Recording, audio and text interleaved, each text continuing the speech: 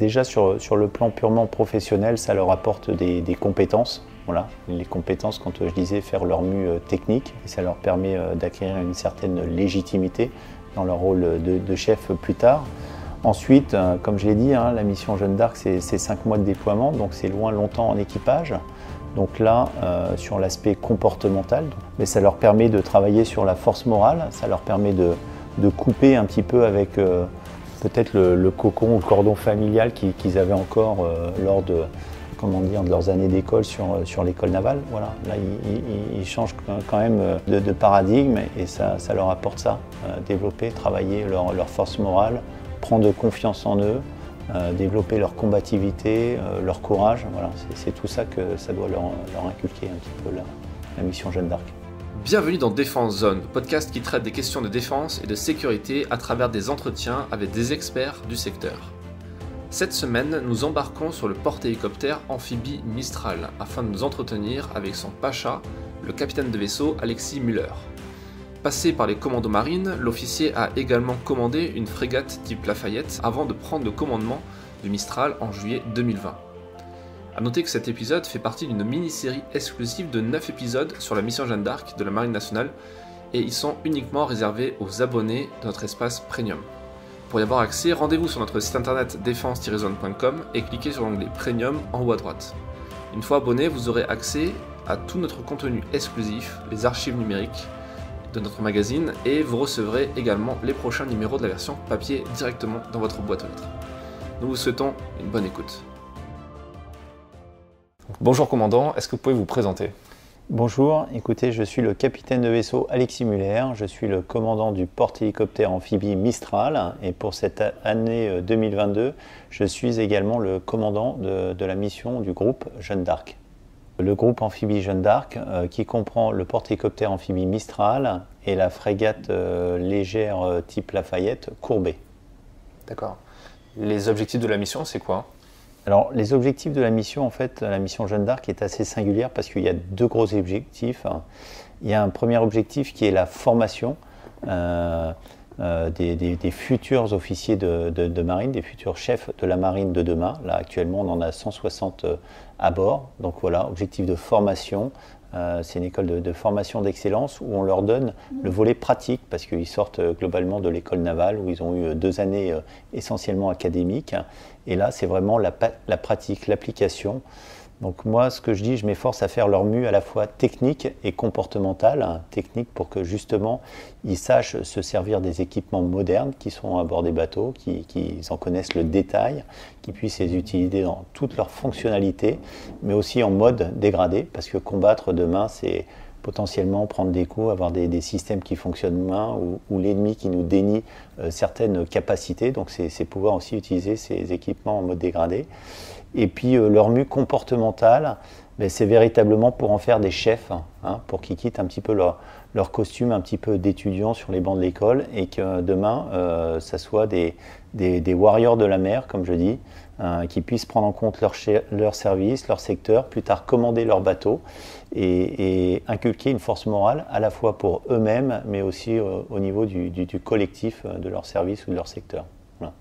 D'accord. Donc ça, c'est le volet formation. La Jeanne d'Arc, c'est aussi un volet plus opérationnel et influence française à travers le monde et les océans. Donc ça, c'est le deuxième volet de la mission, parce que la mission Jeanne d'Arc, globalement, c'est 5 mois sur 5 mers différentes. Donc 5 mois de mission, 5 mers différentes. On est parti donc mi-février. En Méditerranée, ensuite on est passé en mer Rouge, en océan Indien, dans le golfe de Guinée, en Atlantique, dans les Antilles françaises, et puis retour en Méditerranée pour arriver sur Toulon, notre port-base, donc mi-juillet. Vous voyez, donc c'est 5 mois.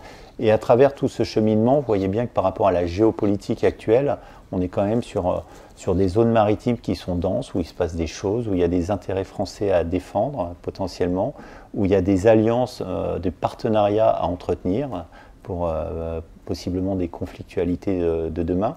Donc voilà, la mission Jeanne d'Arc, ça permet de faire tout ça. Alors concrètement, c'est quoi ? C'est des exercices de coopération multilatérale ou bilatérale, par rapport aux zones où on passe. On a fait des exercices de coopération avec les Égyptiens, avec les Jordaniens, avec les Indiens, voyez, donc tout ça. Et ce qui est bien, c'est que comme on est interarmé sur la mission Jeanne d'Arc, parce que je le rappelle, on a quand même un groupement tactique embarqué de l'armée de terre de 140 personnes qui est présent, donc ça nous permet de faire des manœuvres amphibies et d'interagir également en interarmée avec nos partenaires. Donc on fait tout ça. Et puis aussi, la mission Jeanne d'Arc cette année, elle passait par les Outre-mer, donc la Réunion, les Antilles. Donc ça nous permet aussi, sur ces Outre-mer, de faire des exercices, d'interagir avec les forces militaires françaises qui sont présentes sur zone, de façon justement, dans le cadre de la préparation opérationnelle de demain, de la haute intensité, pouvoir interagir, les forces qui sont présentes outre-mer avec les forces venues de métropole qui viennent les renforcer. Donc il y avait aussi ce volet-là. Et le dernier volet, les forces françaises, c'est aussi des forces de présence qui sont présentes à Djibouti ou qui sont présentes dans le golfe de Guinée, comme le Gabon. Et c'est pareil, lors de nos escales et de nos passages dans ces zones, on a aussi interagi avec ces forces-là, avec des exercices. Donc, vous voyez, c'est tout ça, la mission Jeanne d'Arc. C'est quand même un volet assez complet. Donc, formation des futurs chefs de demain, préparer l'avenir et influence française pour entretenir nos partenariats, nos coopérations à travers le monde. D'accord. Donc c'est une mission à la fois de formation mais qui est déjà très opérationnelle et ça permet aux élèves de se mettre directement dans la peau d'un marin qui est en opération. Oui, exactement. C'est ça en fait le bénéfice, comme je disais, c'est une école d'application. Donc en fait, ils sont dans des postes de quart, à la passerelle, aux centrales opérations, aux machines. Donc, ils ont des exercices, parce que voilà, ils apprennent leur métier. Mais le fait d'être sur un bateau qui est déployé sur une mission opérationnelle, ça leur permet d'être au contact de l'actualité. Quand on est passé en Méditerranée, c'était juste avant le déclenchement de la guerre en Ukraine. Du coup, ça leur a permis de voir un petit peu la situation navale avec les présences des bâtiments russes et tout ça. Ils voyaient vraiment sur leur scope radar ce que l'actualité disait dans les journaux. Donc ça, c'était important, ça les ancre dans le monde qui les entoure. Et puis, on a eu d'autres occasions aussi de les introduire dans les opérations, quand on était en océan Indien et même dans le golfe de Guinée, on a conduit 2 opérations de lutte contre la drogue. Et donc là, on a pu véritablement les insérer dans les équipes. Donc là, ils ont vu la réalité des choses et c'est bien parce que ça les ancre dans le métier qu'ils feront maintenant d'ici 2 semaines. Et quand ils seront chefs de service, qu'ils se retrouveront en océan Indien sur leur bateau et qu'ils seront chefs d'équipe de visite et qu'on leur dira il faut aller, faire une enquête de pavillon sur ce boutre-là, c'est quelque chose qu'ils auront déjà vu, voire certains pratiquer un petit peu en étant binômés, donc ça sera plus facile pour eux. Vous-même, en tant qu'officier de la marine, vous avez effectué cette même mission. Vous l'avez faite sur l'ancien porte-avions, le porte-hélicoptère, Jeanne d'Arc, qui a donné son nom à la mission. Oui. Quels souvenirs vous en avez et qu'est-ce que vous en tirez comme expérience pour cette mission précise en 2022 ? Alors moi j'avais le souvenir, alors le contexte géopolitique était différent parce que moi ça fait un peu plus d'une vingtaine d'années pour le coup. Et comme vous le disiez, c'était un porte-hélicoptère, l'ancien, qui était vraiment dédié à la mission de formation. Donc il y avait moins cet aspect opérationnel. Il pouvait, sur opportunité, parce que sa cinématique faisait qu'il passait dans une zone d'intérêt à un moment donné, être attaché à quelque chose. Mais globalement, il était plutôt dédié pour la diplomatie navale, pour aller sur des zones un petit peu où justement les théâtres d'opération ne permettaient pas d'aller. Voilà. Mais ça participait quand même. C'est toujours bien de regarder là où il ne se passe pas les choses, parce que ça permet d'avoir une appréciation autonome de situation, de toujours découvrir, connaître les choses. Donc c'était important. Donc voilà, moi ce que j'ai vécu, c'était moins adossé, moins ancré dans la géopolitique du moment. J'avais quand même eu l'occasion de faire un petit peu, une opération humanitaire, puisque quand on était parti, on avait On avait traversé l'ouragan Mitch à l'époque qui avait touché les zones d'Amérique centrale du Guatemala et puis on avait fait 2 semaines un petit peu d'assistance aux populations, donc via les moyens aériens de la mission Jeanne d'Arc, les hélicoptères qui étaient déployés avec les élèves médecins qui pouvaient apporter de l'assistance aux populations.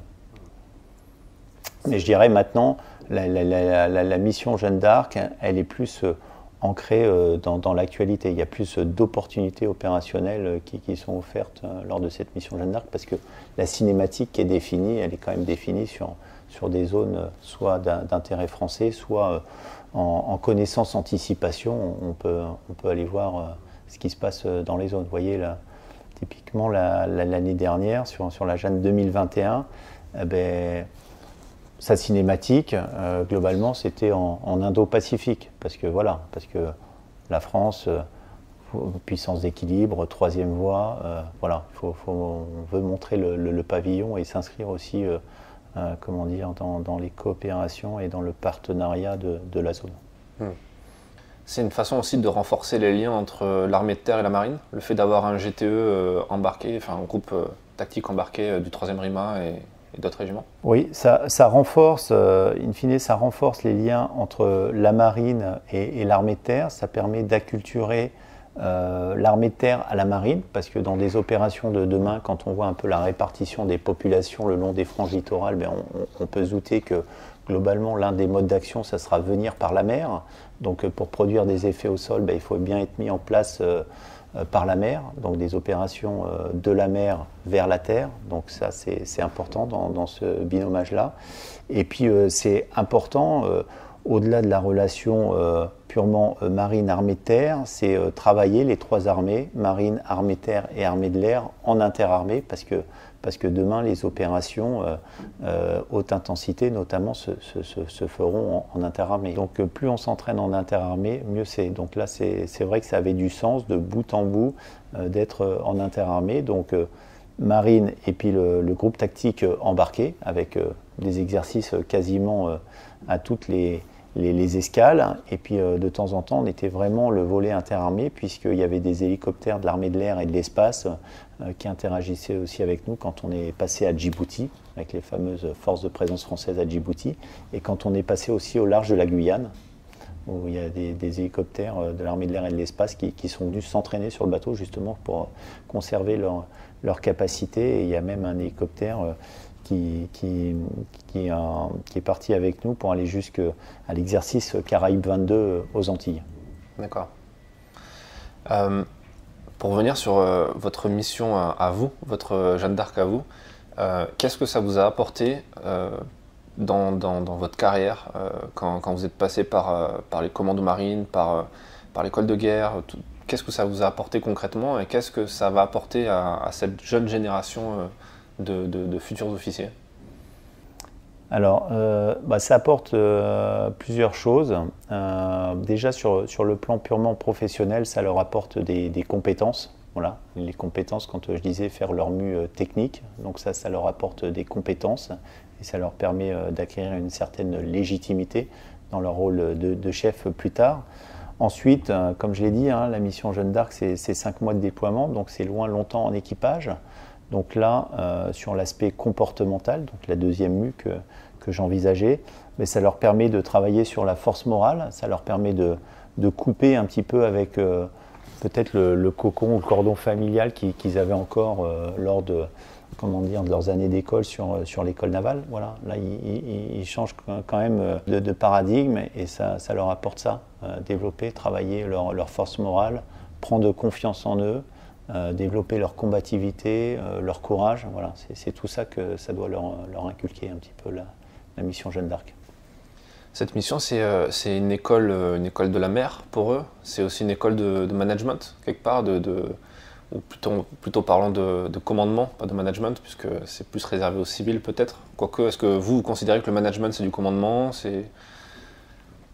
Alors, oui, ça peut être les deux, c'est plutôt le commandement, parce que in fine, quand on embrasse une carrière militaire, ce qui peut changer par rapport au management, c'est que le commandement, ça peut amener jusqu'à la décision soit de donner la mort, soit d'être prêt à accepter la mort pour soi ou pour une partie de son équipage.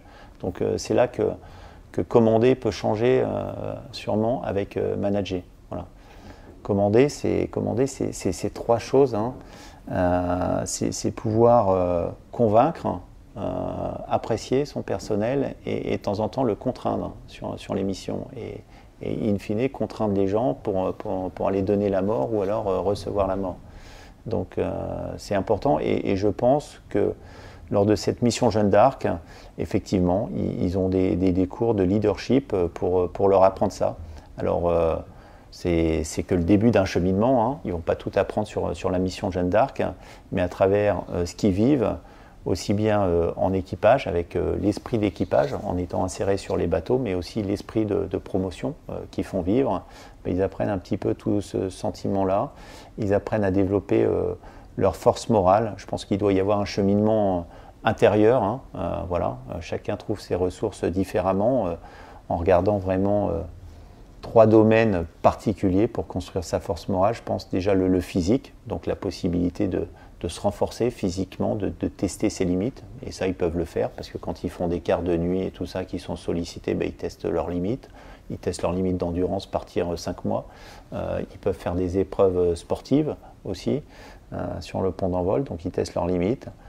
Psychologiquement, parce qu'ils réfléchissent justement sur ces sujets-là. Qu'est-ce que donner la mort, qu'est-ce que recevoir la mort, voilà.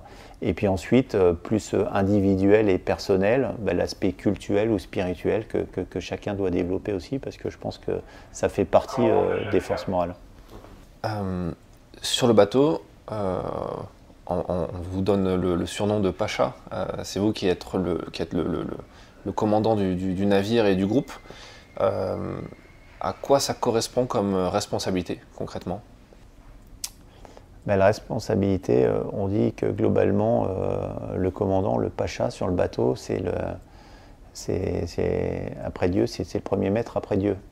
Donc voilà, globalement, c'est organiser l'activité de cette petite ville de façon à répondre aux attendus et aux objectifs de la mission. Voilà. Donc il faut tout mettre en musique pour faire ça, répondre aux objectifs de la mission. Et au-delà de ça, c'est se projeter dans l'avenir en anticipation pour justement essayer d'envisager l'avenir et d'être capable de répondre aux différents canons conformes, aux nouvelles sollicitations qui pourraient naître. Voilà. C'est essayer de se projeter dans l'avenir pour limiter l'incertitude, même s'il y aura toujours une incertitude. Alors voilà, en gros, le commandant, ce qu'il doit faire. Donc globalement, il y a 3 gros domaines. Hein. Il y a le domaine de la ressource humaine, voilà. S'assurer que voilà, tout le monde, moi ce que je dis à mes équipes et à mon état-major, il faut faire en sorte, si on veut répondre aux objectifs de la mission, que chacun des marins à bord soit heureux de naviguer et de répondre à la mission. Donc pour ça impose à se questionner, à donner du sens à la mission. Vous voyez, on a une mission générale, mais tous les jours, à chaque briefing activité, je m'efforce de donner du sens à la mission. On fait telle activité parce que ça va nous permettre de répondre à telle demande. Toujours se dire pourquoi on fait les choses. Ça, c'est très important et c'est comme ça qu'on tient sur le long terme.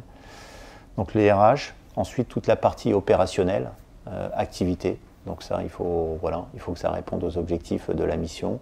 Et puis au-delà de répondre aux objectifs de la mission, ben, il faut toujours assurer les autres capacités du bateau, parce que sur une mission donnée, vous n'utilisez qu'une partie des capacités du bateau, mais il faut quand même s'assurer d'entretenir le reste, parce que dans l'incertitude, on ne sait pas, peut-être que demain on nous demandera d'utiliser d'autres capacités qu'on n'utilisait pas pour la mission, mais parce que la mission va être réévaluée, reformulée ou changée, mais il faudra s'adapter. Donc voilà, dans la partie opération, il faut toujours penser à ça. Et puis le troisième point, c'est la partie patrimoniale. C'est-à-dire qu'un bateau, voilà, celui-ci, il a 15 ans d'âge. La durée de vie d'un bateau, c'est 35, 40 ans.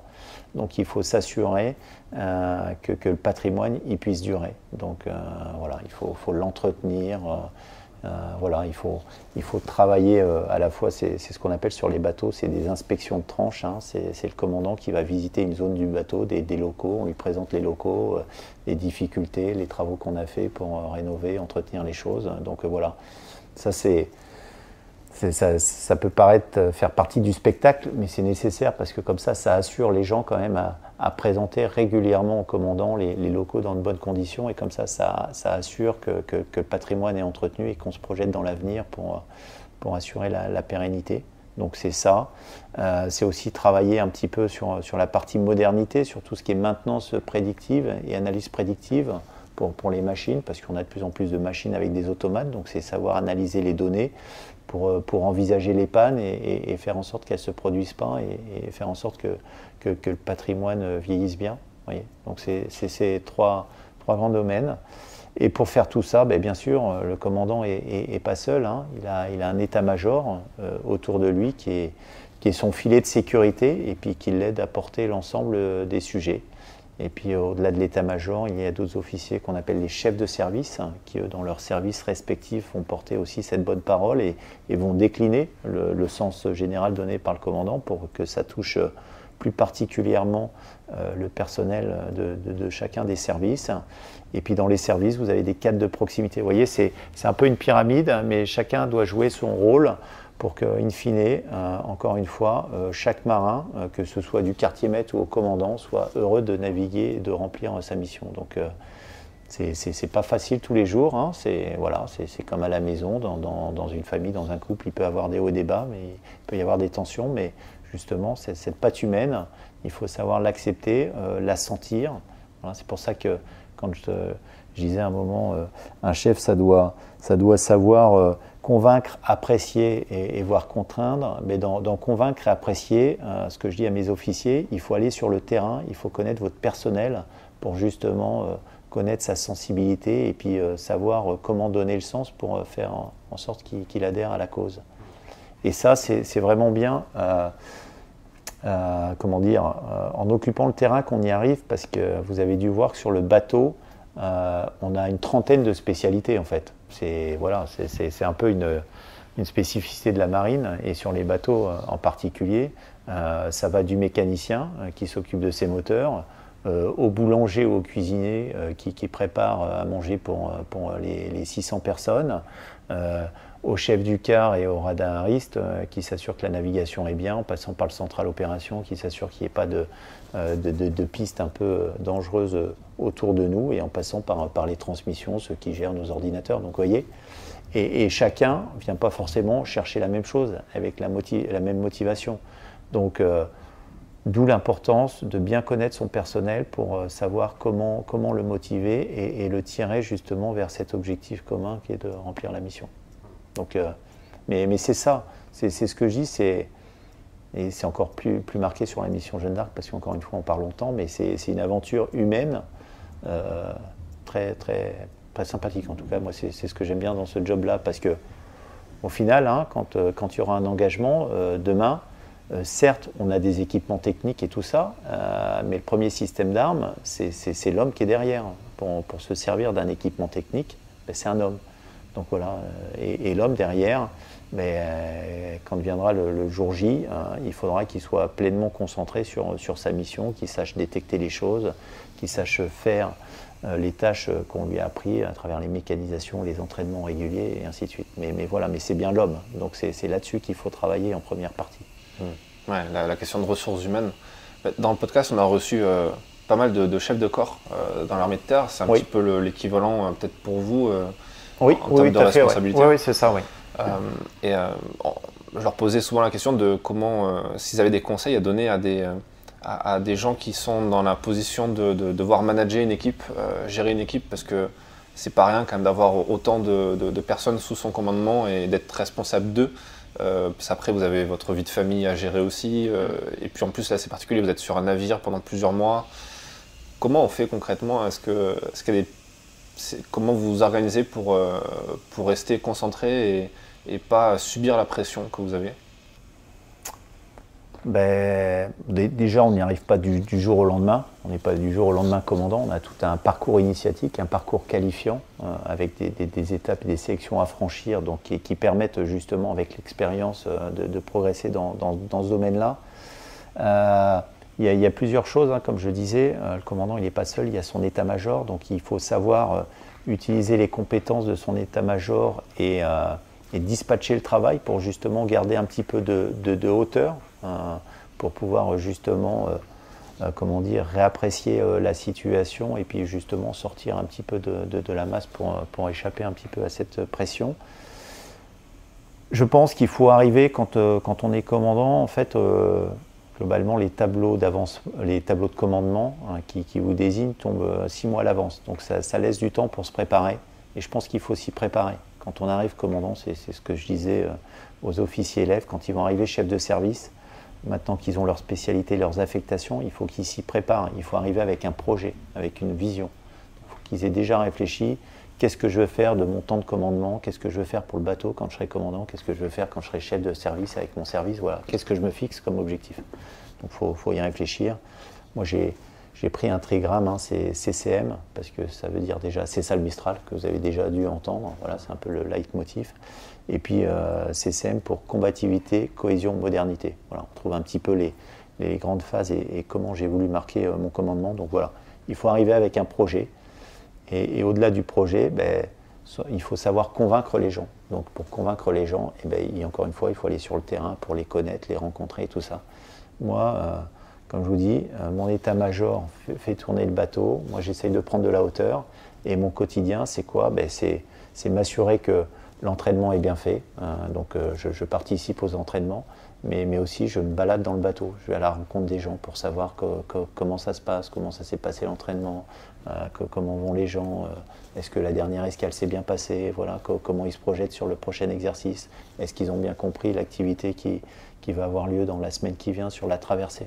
Vous voyez, aller au contact et tout ça, et en étant au contact, à force de rencontrer les gens, vous sentez ceux qui vont pas très bien, qui sont pas comme d'habitude, qui sourient moins bien et tout. Et fort de ces signaux faibles qui sont captés, ensuite je me retourne vers mon état-major, on en discute et puis on partage un petit peu le ressenti pour faire évoluer tout ça et faire en sorte que ça réponde à la mission. Parce qu'in fine, c'est ça, c'est bien répondre à la mission tout en ayant le personnel qui fonctionne bien. Est-ce que ce poste-là que vous occupez, c'est quelque chose que vous aviez anticipé ou même désiré quand vous êtes engagé comme officier? Oui, quand je suis rentré dans la marine, j'ai découvert à l'école navale, on découvre un peu toutes les spécialités, donc j'avais pu découvrir un peu les différentes spécialités, parce que j'étais plutôt rentré plutôt pour faire l'aéronaval, parce que j'étais de la génération du Top Gun 1, pas le 2, mais le 1. Voilà, donc c'était plutôt ça qui m'animait au début. Et puis ensuite, en découvrant un petit peu tous les métiers, là, c'est là où on est allé à la rencontre de commandos et qui racontaient un petit peu leurs actions et leurs opérations. Je me suis dit, ça c'est bon parce que déjà il y a de l'engagement physique. Et voilà, je concevais mon engagement physique. Et puis ça répondait aussi, à la vision patriotique et servir mon pays que j'avais. Je disais, tiens, ça répond à tous mes objectifs. C'est une aventure humaine forte, en plus une aventure physique qui va me permettre d'extérioriser tout ça. Donc j'avais ça en tête. Donc ça m'a animé le premier temps. Et puis je me suis dit, je suis rentré quand même dans la marine, c'est quand même si possible de pouvoir commander un bateau. Donc ça a toujours... J'ai toujours eu ça en tête, donc entre mes périodes de commando, j'ai essayé de maintenir un parcours qualifiant en allant de temps en temps sur des postes qui étaient sur des bâtiments de surface, de façon à pouvoir avoir un parcours qualifiant pour être dans les gens sélectionnables. Il se trouve que j'ai été sélectionné pour ces postes-là, mais oui, je pense que si on n'a pas l'ambition de vouloir commander un bateau, si on fait pas... Si on n'a pas cette volonté-là, on n'y arrivera pas. Il faut quand même une volonté. Dans tout le métier de militaire, en général, il faut être animé par une volonté pour réussir les choses. Est-ce que vous qualifieriez cette volonté comme de l'ambition? Oui, il faut une certaine ambition, oui. Je pense que de toute façon, on tire les gens vers le haut en ayant une ambition. Si déjà on a une ambition personnelle, ça permet de fixer aussi des ambitions pour le bateau. Voilà. Et cette ambition, permet d'être déjà exigeant pour soi-même, mais exigeant aussi pour son équipage après. Et je pense que pour préparer la guerre de demain, il faut de l'exigence et de l'ambition. Voilà. Pour se préparer au combat de demain, il faut ça, de l'ambition, de l'exigence, de la volonté. Il faut réfléchir à comment on veut construire le bateau de demain pour qu'il réponde aux engagements de demain. Ouais. Ça, il en faut. Oui. À vous entendre, on entend aussi la vision d'un commando marine, parce que les commandos, c'est un petit peu ça aussi, c'est d'essayer d'innover dans les modes d'action, essayer de réfléchir et puis c'est le mode d'action qui est utilisé en premier, même quand on parle de haute intensité, on ne peut pas se détacher d'une équipe de commandos. Oui. Quelle vision vous avez de ça, vous? Oui, mais vous avez raison. Je pense qu'effectivement, moi, ce qui m'a attiré dans les commandos, c'est au-delà de l'engagement physique, de défendre les intérêts français et tout. Ce que j'ai apprécié aussi de mon temps de passage, c'est un peu la liberté d'action sur les modes d'action innovants. Parce que c'est ça aussi, c'est les forces spéciales. C'est répondre à des missions en réfléchissant à des modes d'action qui ne sont pas forcément conventionnels ou traditionnels. Donc, et je pense que pour les bateaux, c'est un peu la même chose. Je suis un peu animé de cet esprit-là. Il faut bien sûr être dans la doctrine, les procédures qui existent, mais encore une fois, comme je dis, la doctrine et les procédures, c'est fait pour évoluer. Et le but, c'est pouvoir, dans les engagements de demain, pouvoir répondre et au final en sortir vainqueur. C'est bien ça qu'il faut. Hein. Comme disait Charles de Gaulle, hein, il ne faut pas se contenter de faire vivre les armées telles qu'on les connaît, mais construire l'armée de demain. Donc voilà, après il faut remettre l'ambition au niveau du bateau, parce que je suis quand même dans le bateau, mais c'est bien ça qu'il faut avoir en tête et c'est ça qui m'anime. Donc voilà, je pense qu'il faut ça pour envisager la victoire de demain. Est-ce que ça ne peut pas être aussi source de frustration, sachant que les matériels mettent du temps avant d'évoluer? Construire un navire comme celui-ci, ça prend plusieurs années. Et vous l'avez dit, ça a une date en plus de péremption, entre guillemets, assez loin dans le temps. Comment on fait pour jongler entre un temps de commandement qui est assez court, comparé au développement économique et militaire? Alors, non, ça ne mène pas de la frustration, on ne joue pas sur les mêmes niveaux et sur les mêmes échelles de temps. Je pense qu'effectivement, en tant que commandant, je me pose la question, effectivement, pour faire la guerre de demain, avec quels nouveaux équipements et tout ça, qu'est-ce qu'il faudrait développer en termes capacitaires pour répondre aux attentes, en se projetant un petit peu dans l'avenir. Donc ça, cette démarche-là, il faut l'avoir. Et avec l'état-major, on fait des propositions dans ce sens-là. Et je pense qu'en étant commandant, c'est aussi, ok, très bien, tu fais avec ce que tu as, et en revanche, tu essayes d'innover un petit peu par rapport à tout ce que tu as. Bah, tu peux peut-être réagencer différemment et faire en sorte d'avoir des modes d'action qui sont un peu différenciés, qui sont un petit peu évolutifs. Oui, je pense qu'on peut travailler sur les deux échelles de temps, vraiment se projeter dans l'avenir. Ok, en termes capacitaires, bah voilà, il faudrait plutôt penser à développer ça en établissant un cahier des charges, et puis ensuite en faisant avec qu'est-ce que j'ai, comment j'en tire la quintessence pour être un peu innovant. Il y a les deux aspects. Est-ce que vous regardez ce que font nos alliés et aussi les autres nations qui ne sont pas forcément alliés quand vous les croisez comme ça sur différents exercices? Oui, tout à fait. Je pense qu'il faut regarder à l'extérieur. Voilà.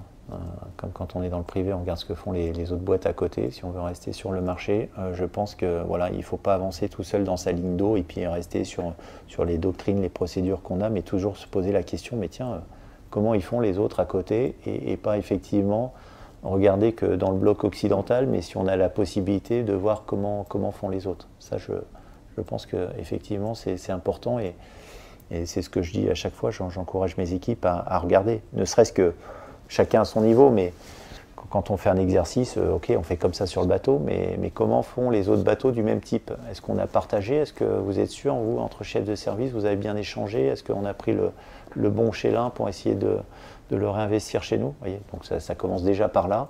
Et puis ensuite, après, quand on est dans les exercices et tout ça, quand on est un petit peu sur des modes d'action un peu plus globaux, c'est effectivement regarder ce que font les autres. Ouais. Au niveau géopolitique,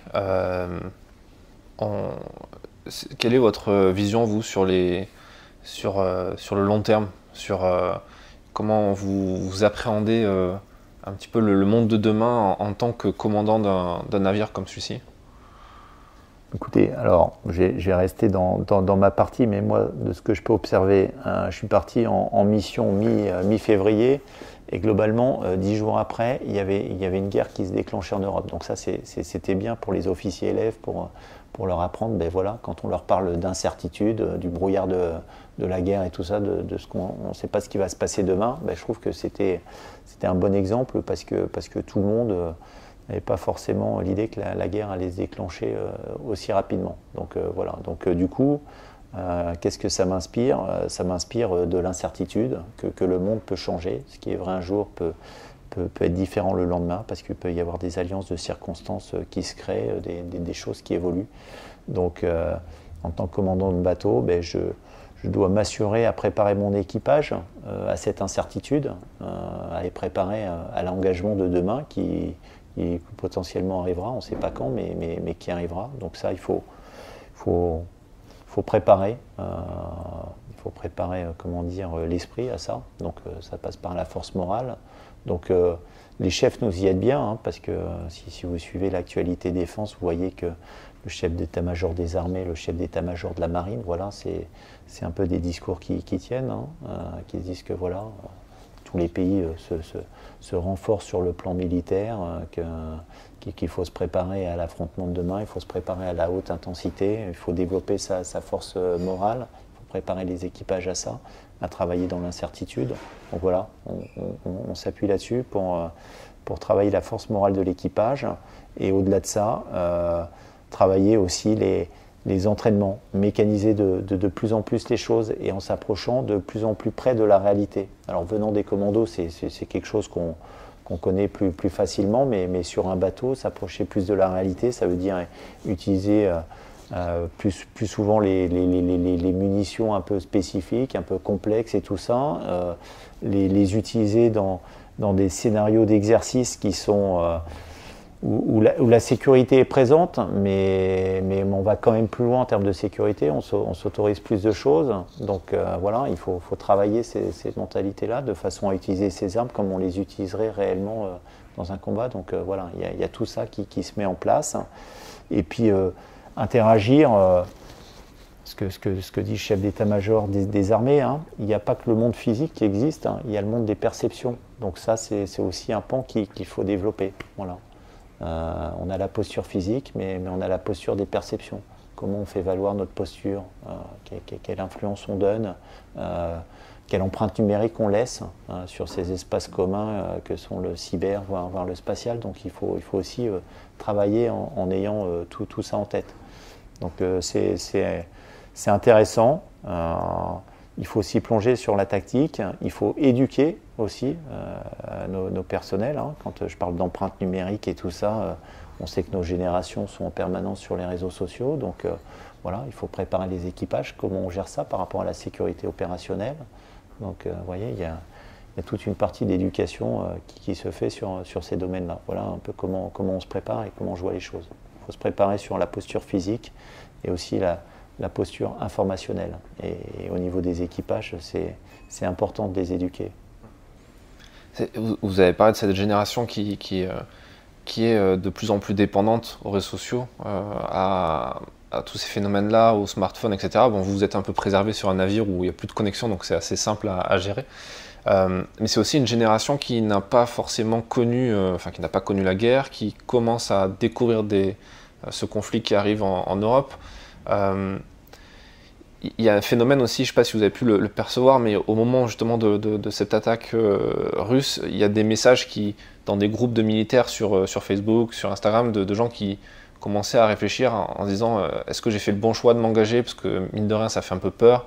Il y a ce côté, je ne dis pas qu'il y a un manque de patriotisme, mais est-ce que l'image qu'on avait quand on s'engage est pas parfois un peu trop éloignée de la réalité, qui est ce que vous avez dit au début, c'est-à-dire accepter de donner la mort, la recevoir, et au-delà des clips de campagne, de Top Gun, de toute cette communication et cette visibilité, cette perception, est-ce qu'il n'y a pas un décalage? Est-ce que vous ne percevez pas ça sur un navire et même plus largement dans la marine nationale? Oui, si, je le perçois parce qu'effectivement, les campagnes de recrutement, forcément, ça donne envie de vivre l'aventure et tout ça. Et effectivement, il y a des gens qui rejoignent les armées. Comme je disais, la motivation n'est pas la même pour tout le monde. Et à un moment donné, il faut s'assurer de bien recentrer la motivation et de bien leur dire, votre engagement, c'est ça aussi, hein, c'est le sacrifice ultime et puis potentiellement savoir donner la mort aussi. Je suis d'accord avec vous qu'on a un rôle d'éducation. Et c'est ce que je m'astreins à faire. En plus, avec la mission Jeanne d'Arc, ça nous est facilité parce qu'avec les officiers élèves, il y a un certain nombre de conférenciers qui viennent à bord pour donner des conférences, justement, ça, sur l'histoire militaire, sur le rôle de l'engagement, sur donner la mort, recevoir la mort. Et ce qui est bien, c'est que du coup, ces conférences sont aussi ouvertes à l'équipage. Donc ça permet de toucher aussi l'équipage. Donc vous voyez, pour donner du sens sur ces thèmes-là, au-delà du commandant, il y a des conférenciers qui viennent leur dire, donc ils disent, tiens, il n'y a pas que mon commandant qui me dit ça, donc ça les fait réfléchir sur leur engagement. En plus, les gens qui s'engagent, ils ont des contrats de 4 ans qui sont renouvelables. Et quand il y a un renouvellement de liens, donc ils signent, mais au-delà de ça, c'est pas qu'une signature, ils ne vont pas au bureau administratif signer. Moi, je les reçois, je leur explique le sens de leur engagement, je leur fais un lien par rapport à la géopolitique du moment, par rapport aux risques, voilà, de façon à ce qu'ils réfléchissent sur le sens de l'engagement. Mais effectivement, encore une fois, il faut expliquer et éduquer, parce que j'ai bien senti, hein, quand on a passé Suez au lendemain du déclenchement de la guerre en Ukraine, certaines interrogations, à la fois des marins et puis des familles de marins. Est-ce que la cinématique de la mission va changer du coup, voilà. Est-ce qu'ils vont retourner en Europe ou pas? Est-ce qu'on va poursuivre la cinématique? Puis certains, bah oui, tiens, mais oui, la guerre, ça arrive. C'est parce que en Europe, tout le monde fait le constat maintenant, on a trop vécu avec les dividendes, les fameux dividendes de la paix et tout ça, et puis savoir ce qui est véritablement un conflit armé. On a beau leur parler qu'il y a des soldats français qui sont engagés en Afghanistan, qui peuvent être engagés sur d'autres théâtres en BSS et tout ça, mais tant qu'on ne l'a pas vécu, on ne sait pas ce que c'est. Mais là, quand effectivement ça touche le territoire, que les familles, aux familles parlent un peu de la guerre en Europe, ça interpelle, ça interroge. Donc effectivement, il y a une remise en cause, une prise de conscience, et voilà. Et du coup, cette prise de conscience, je la trouve saine, parce que ça permet, entre guillemets, de surfer dessus, justement, pour poursuivre cet objectif d'éducation et de leur dire, mais non, vous êtes bien engagés, vous êtes des militaires, et voilà, il faut se préparer aux engagements. Vous pensez que quelque part, ce sera positif pour l'image de la marine, pour des questions de recrutement aussi? Parce que la marine nationale, comme les autres armées, peine par moments aussi à recruter, à remplir tous les postes, à avoir une sélection vraiment accrue. Comment vous voyez évoluer ça? Je pense qu'effectivement, cette guerre en Ukraine, effectivement, elle peut avoir un effet bénéfique de prise de conscience pour ceux qui disent, tiens, mais la France, elle peut peut-être être menacée aussi, et puis faire en sorte qu'il y ait des gens qui s'engagent plus facilement dans les armées. Hein. Si je fais le comparatif, les attentats de 2015 sur le territoire français et tout ça, des attaques terroristes, il y en a qui ont dit, tiens, oui, les terroristes, c'est pas qu'en Afghanistan, c'est pas qu'en BSS, ça peut être sur notre territoire aussi, et on a noté des recrutements qui étaient plus importants, soit dans les armées, soit dans les services de renseignement, et donc il faudra regarder un petit peu les statistiques, mais je pense qu'effectivement, il peut y avoir un éveil et puis une volonté pour certains de rejoindre les armées, et donc faire en sorte que le recrutement soit plus important. Ça peut aussi consolider peut-être la vision et la motivation de chefs aussi qui sont comme vous, qui ont une expérience opérationnelle assez sérieuse et qui sont maintenant confrontés à des complexités géopolitiques qu'on peut toucher du doigt vraiment. Mais c'est sûr que ces exemples-là, ça permet d'asseoir un petit peu les démonstrations et ce qui est dit. C'est sûr que ça donne du concret pour poser le diagnostic. Ouais. Pour terminer cet entretien, quel est le conseil que vous aimeriez donner à des futurs marins ou de jeunes marins qui nous écoutent et qui aimeraient servir ou qui aimeraient poursuivre comme ça leur engagement? Moi, je pense qu'il faut qu'ils vivent leur aventure humaine, qu'ils soient enthousiastes, engagés et qu'ils soient heureux et épanouis dans le métier qu'ils font. Voilà, il faut que par rapport au métier qu'ils vont découvrir et tout ça, les officiers élèves, on leur présente un peu tous les panels. Il faut qu'ils choisissent une spécialité qui semble correspondre un petit peu à leur façon d'être, voilà, à ce qu'ils ont envie d'être. Mais voilà, il faut vivre à fond son aventure humaine. Et il n'y a que comme ça qu'on se tire vers le haut, qu'on répond à son ambition. Vous conseillez aux jeunes officiers sur cette mission de devenir commando, comme vous, de choisir cette spécialité ou pas?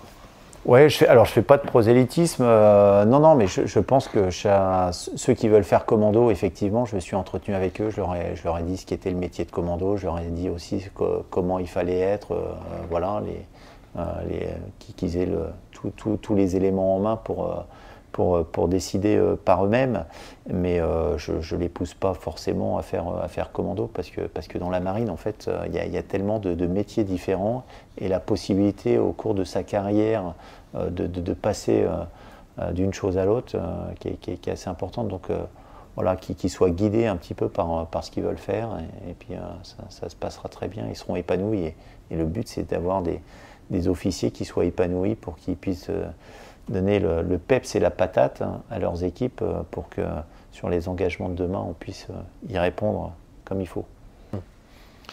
Merci pour cet entretien et merci pour votre accueil sur ces quelques jours passés en mer avec vous qui étaient très intéressants à voir, à photographier et les rencontres que j'ai pu faire grâce à ça de votre personnel qui a été très bien. Ouais, très bien, écoutez, je vous en prie, c'est ça aussi c'est ça aussi la marine et c'est ce que je dis à l'équipage, c'est d'autant plus important sur un porte-hélicoptère amphibie parce que sur le porte-hélicoptère amphibie, c'est quoi? On doit faire en sorte que les gens qui viennent à bord, que ce soit des forces de l'armée de terre qu'on pourrait mettre à terre sur une opération amphibie, que ce soit des pilotes d'hélicoptères pour aller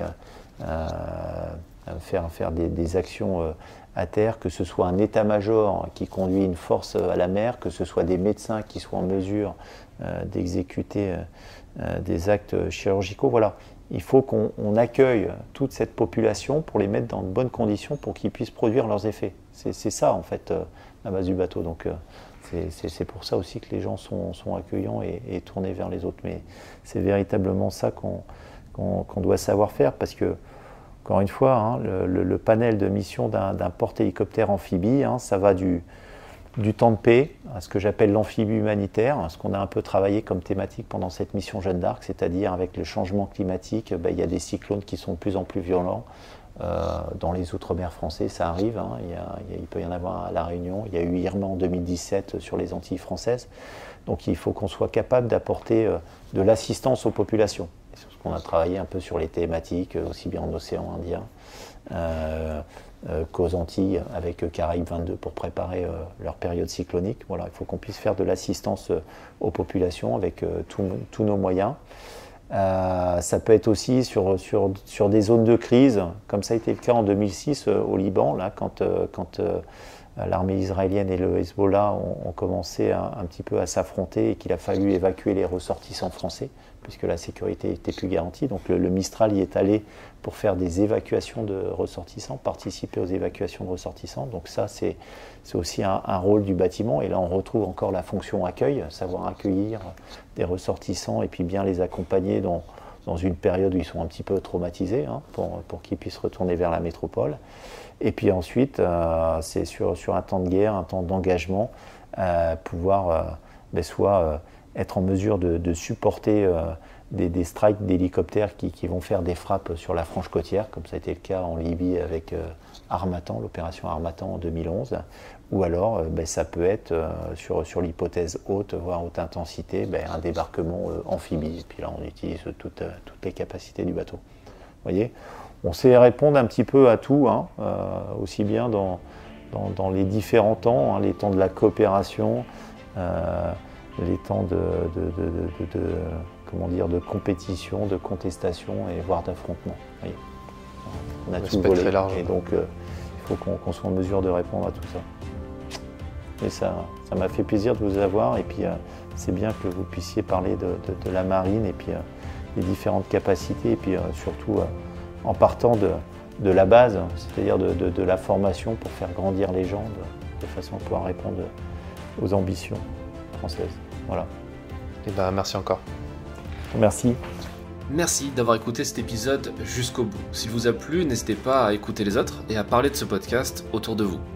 Pour info, nous avons consacré le dossier du dernier numéro de notre magazine papier, le numéro 8, à la mission Jeanne d'Arc, et vous y retrouverez notamment des photos exclusives de la mission réalisées sur place. Rendez-vous en description pour plus d'informations et à très vite dans un prochain épisode.